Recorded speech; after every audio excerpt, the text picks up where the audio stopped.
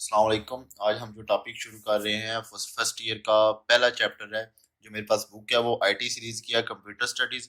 और पहले चैप्टर का नाम है बेसिक्स ऑफ इंफॉर्मेशन टेक्नोलॉजी।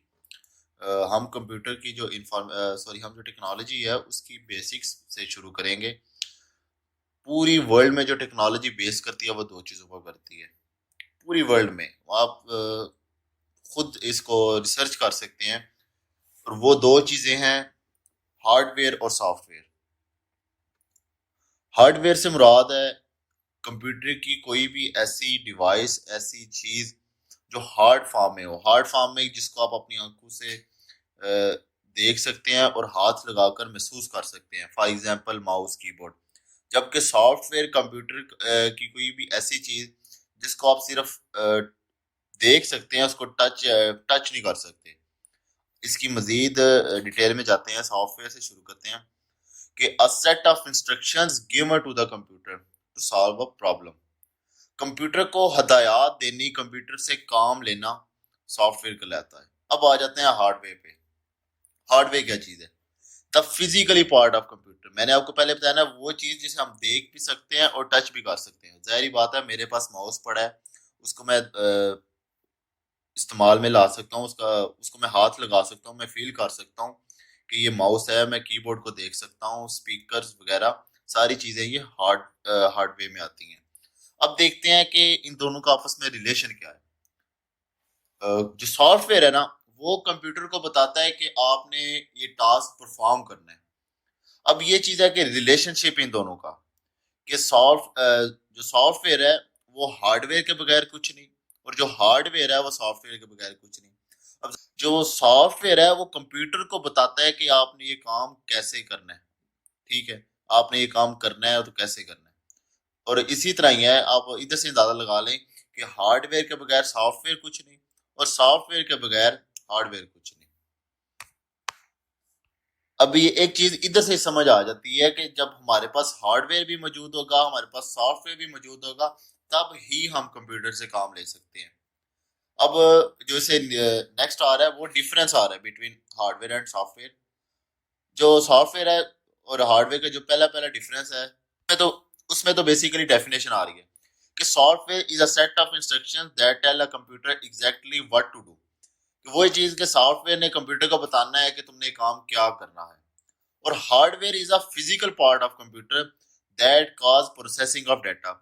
जो फिजिकली पार्ट ऑफ कंप्यूटर है, मैं मिसाल देता हूँ रैम की, हार्ड डिस्क की, प्रोसेसर की, मदरबोर्ड की।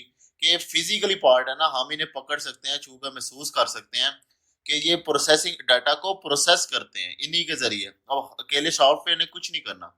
अब जो सेकंड डिफरेंस है वो है software can not be executed without hardware. मैं पहले एक बात कह चुका हूँ, सॉफ्टवेयर के बगैर हार्डवेयर कुछ नहीं, और हार्डवेयर के बगैर सॉफ्टवेयर कुछ नहीं। और इसी तरह जो अगला हार्डवेयर का जो सेकंड डिफरेंस है वो भी ये है कि hardware can not perform any task without software. अब हार्डवेयर को क्या पता अगर उसके पास सॉफ्टवेयर ही नहीं है कि क्या काम करना है। अब जो थर्ड डिफरेंस है, software can not be touch. हम सॉफ्टवेयर को नहीं टच कर सकते, ठीक है, क्योंकि ये विंडोज इसकी फॉर्म ही ऐसी है कि हम इसे सिर्फ देख सकते हैं, इसको टच नहीं कर सकते। जबकि हार्डवेयर है जिसको हम देख भी सकते हैं और टच भी कर सकते हैं। ठीक है। अब सॉफ्टवेयर का काम क्या है? सॉफ्टवेयर किन मामलात में, जो हम इसको कोई मसला वगैरह आ जाए तो क्या करते हैं, सॉफ्टवेयर में अगर इशू आ जाए तो हम क्या करते हैं? Software is debugged in case of problem. अगर हमारा सॉफ्टवेयर को इशू कर रहा है, एक आईडीएम इंटरनेट डाउनलोड मैनेजर जो सारे यूज करते हैं, उसको हम कोई मसला वगैरह आ जाए, वैसे तो हम उसको क्रैक करके यूज करते हैं, तो अब उसका क्रैकिंग पीरियड भी होता है। अगर वो खत्म हो जाए तो हम दोबारा उसके सॉफ्टवेयर में डीबग करते हैं, उसमें ऐसी तब्दीलियां करते हैं कि वो हमसे रजिस्ट्रेशन नहीं डिमांड करता, प्रोडक्ट की नहीं डिमांड करता, हमारा काम करता है। ठीक है। अब हार्डवेयर में अगर मसला हो जाए तो क्या किया जाता है? हार्डवेयर को रिपेयर किया जाता है। हम दुकान वाले के पास पीसी लेकर जाते हैं कि यार कंप्यूटर रीस्टार्ट हो रहा है, होम स्क्रीन पर ही नहीं जा रहा, बाज़ औक़ात ऑन होते ही ऑफ हो जाता है, रैम का मसला होता है, ठीक है, या कोई स्टोरेज का वगैरह का इशू होता है, हार्ड डिस्क नहीं कनेक्ट होती। ठीक है, हार्ड डिस्क को रिपेयर किया जाता है, इन रैम को रिपेयर किया जाता है। ठीक है। इधर से ये डिफरेंस मेन वाजे हो रहा है कि जो सॉफ्टवेयर है ज़ाहिर है वो प्रोग्रामिंग के जरिए बनता है, उसमें हम कोड्स वगैरह लिखते हैं, उसको डीबग किया जाता है कि उसमें से जो खामियां होती हैं वो चीज़ निकाली जाती है, और हार्डवेयर को रिपेयर किया जाता है। उसकी कोई तार का अंदर से कनेक्शन वगैरह उतर जाता है, या उसका ट्रांसफार्मर खराब हो जाता है आपके किसी भी हार्डवेयर डिवाइस का, तो उसको रिपेयर किया जाता है। अब अगली चीज़ है कि सॉफ्टवेयर इज री installed if the problem is not solve. हम कहते हैं यार ये सॉफ्टवेयर तो सही इतना काम नहीं कर रहा, ऐसा करो इसको अनइंस्टॉल करके ना दोबारा नया डाउनलोड करके उसको नया इंस्टॉल करते हैं। ठीक है, कि सॉफ्टवेयर का तो बैठे बैठे मसला हल हो गया। अब हार्डवेयर का क्या है? Hardware is play replaced if the problem is not solved. मैं कहता हूँ यार मैंने माउस ठीक करवाया है, ठीक है, लेकिन अभी भी सही इतना काम नहीं कर रहा, चलो मैं इसको रिप्लेस कर देता हूँ, मैं कोई नया नया खरीद के ले आता हूँ। ठीक है, सॉफ्टवेयर को हम री इंस्टॉल करते हैं, उसका कोई जो प्रोग्राम है जो हम यूज कर रहे हैं उसको दोबारा इंस्टॉल करते हैं, जबकि जो हार्डवेयर है उसको हम रिप्लेस करते हैं। अब जो अगली चीज है वो है hardware is made of physical material और कंपोनेंट। ये सॉफ्टवेयर की जगह में हार्डवेयर वाला एक आपका पॉइंट लिखा गया, इसको जरा गौर से देखिएगा कि जो हार्डवेयर है वो फिजिकली मटेरियल से, ठीक है, हमारी जो चिप्स बनती हैं वो आई थिंक इसकी सिलिकॉन की बनती हैं। अब सिलिकॉन क्या चीज है? ठीक है, एक मटेरियल है जिसको हम देख भी सकते हैं, टच भी कर सकते हैं, ठीक है, जबकि जो सॉफ्टवेयर है इसको हम राइटिंग ऑफ इंस्ट्रक्शंस और प्रोग्रामिंग लैंग्वेज, हम इसमें कोड लिखते हैं प्रोग्राम्स वगैरह के लिए, कोडिंग वगैरह करते हैं सॉफ्टवेयर को बनाने के लिए। ठीक है, सबसे जो मेन डिफरेंस है, hardware is made of physical material, hardware उन मटेरियल्स का बनता है जिनको टच एंड सी, देखा और महसूस किया जा सकता है। ठीक है, जबकि जो सॉफ्टवेयर है वो हम प्रोग्रामिंग के जरिए करते हैं। ठीक है, ज़ाहिर है उसी वो से तो हम सिर्फ देख सकते हैं। अब जो इसके बाद नेक्स्ट चीज आ रही है वो आ रही है डाटा, कि what is data. Teacher class के सीआर को जाके कहती हैं कि बेटा आप ऐसा करें कि मुझे ना सब बच्चों के नाम और रोल नंबर वगैरह लिख कर दे दें। ठीक है, आप क्या करते हैं कि पहले लड़के का नाम पूछा, दूसरे का पूछा, तीसरे का पूछा, चौथे का पूछा। ठीक है, आपने क्लास का डाटा इकट्ठा करना शुरू कर दिया। ठीक है, कि तुम्हारा नाम क्या है, तुम्हारा रोल नंबर क्या है, ठीक है, तुम्हारे जो भी आगे आपके मामलात हैं, मार्क्स कितने हैं, सब्जेक्ट्स कौन सा पढ़ रहे हो वगैरह वगैरह वगैरह। ठीक है, ये आप डाटा कलेक्ट कर रहे हो कि the collection of raw facts and figures, कि आपने उसका नाम भी पूछा, उसका रोल नंबर भी पूछा। ठीक है, और डाटा ये अनप्रोसेस फॉर्म होती है। ठीक है, आप इसको अब ये कह सकते हैं कि आपने भी आधी क्लास के रोल नंबर नाम वगैरह पूछ लिए, आधी क्लास के रह गए हैं। टीचर आपसे डिमांड करती है कि मैंने जो आपको काम कहा आपने किया है कि नहीं। आप कहते हैं टीचर अभी मैं डाटा कलेक्ट कर रहा हूँ।